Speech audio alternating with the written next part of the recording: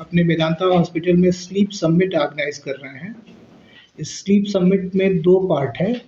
Morning our में हम लोगों ने एक वर्कशॉप ऑर्गेनाइज की है स्लीप डिसऑर्डर ब्रीदिंग के बारे में, और इवनिंग आवर में हम एक स्लीप हेल्थ सेमिनार कर रहे हैं। और हम ये क्यों कर रहे हैं? क्योंकि स्लीप से जुड़ी हुई, नींद से जुड़ी हुई बहुत सारी बीमारियां हैं जिसको लेके समाज में लोगों के बीच में जागरूकता की बहुत कमी है। और हम चाहते हैं कि इस वर्कशॉप के माध्यम से हमारे जो मेडिकल फ्रेटर्निटी है, जो हमारे मेडिकल कॉलेजेस के बच्चे हैं, वो इसके बारे में कुछ सीखें और समाज में भी हम इस बात को फैला सकें कि इन बीमारियों को लेके हमें जागरूक होना चाहिए। और ऐसे लक्षण अगर हमें दिखाई देते हैं तो you have to go and inquire to your doctor so that you can be adequately treated. तो क्या होता है sleep disorder breathing? Sleep disorder breathing में खराटे तो हमने सबको देखा है लेते हुए, बहुत कॉमन है।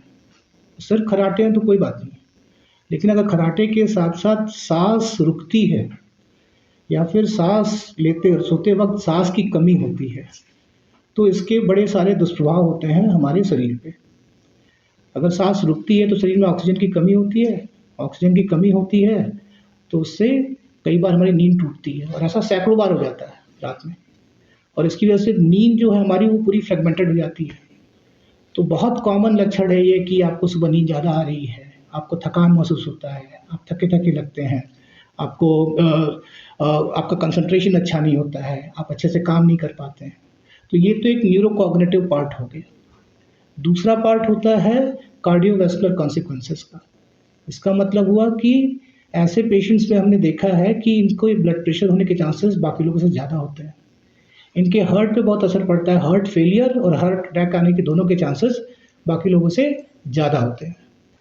बीपी इनका कंट्रोल अच्छे से नहीं होता है। बहुत कॉमन है कि ऐसे पेशेंट जो 3-4 बीपी की दवाएं खा रहे हैं और उनका बीपी कंट्रोल नहीं हो रहा है, तो ऐसे पेशेंट्स में हमें ऑब्स्ट्रक्टिव स्लीप एपनिया या ओएसए के बारे में सोचना चाहिए और ऐसे पेशेंट को स्क्रीन करना चाहिए। जिनका हार्ट इरेगुलर चलने लगता है, अरिथमियाज होते हैं, ऐसे पेशेंट्स में भी हमने पाया है कि ओएसए की परेशानी ज़्यादा होती है।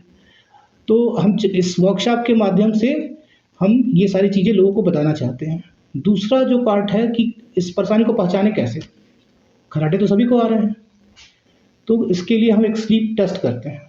स्लीप टेस्ट को अपनी टेक्निकल लैंग्वेज में हम लोग पॉलीसोमनोग्राफी कहते हैं, और ये भी कई तरह का होता है। जो सबसे अच्छा स्लीप टेस्ट माना जाता है उसे लेवल 1 पॉलीसोमनोग्राफी करते हैं, जिसमें हम स्लीप के बहुत सारे पैरामीटर्स को स्टडी करते हैं।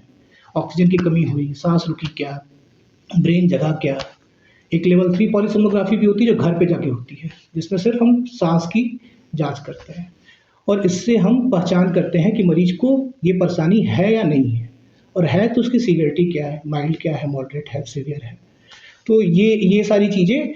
तो उस पीएसजी की रीडिंग कैसे की जाए, उस टेस्ट को कैसे किया जाए, उस टेस्ट की जो रिजल्ट है उसको कैसे पढ़ा जाए, इसको लेके भी हमारे बिहार में अनफॉर्चुनेटली इंफ्रास्ट्रक्चर बहुत अच्छा है नहीं।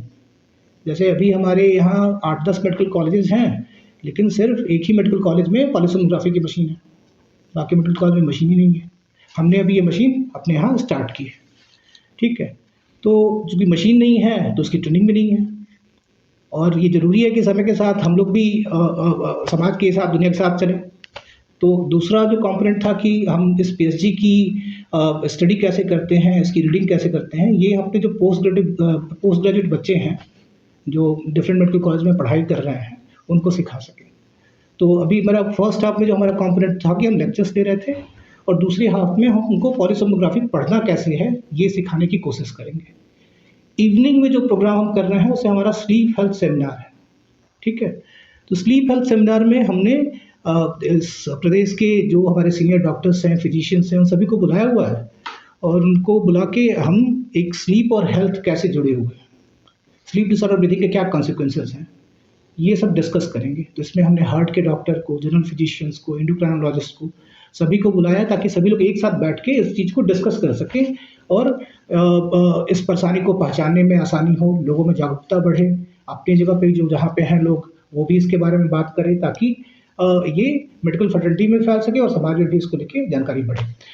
तो शाम को भी हम लोग इसके बारे में बात करेंगे मिल बैठ के, और यही हमारा ओवरऑल का प्रोग्राम था। मैं डॉक्टर साकिब शर्मा हूँ। मैं यहाँ पे रेस्पिरेटरी विभाग में एज़ ए डायरेक्टर के पद पे कार्यरत हूँ।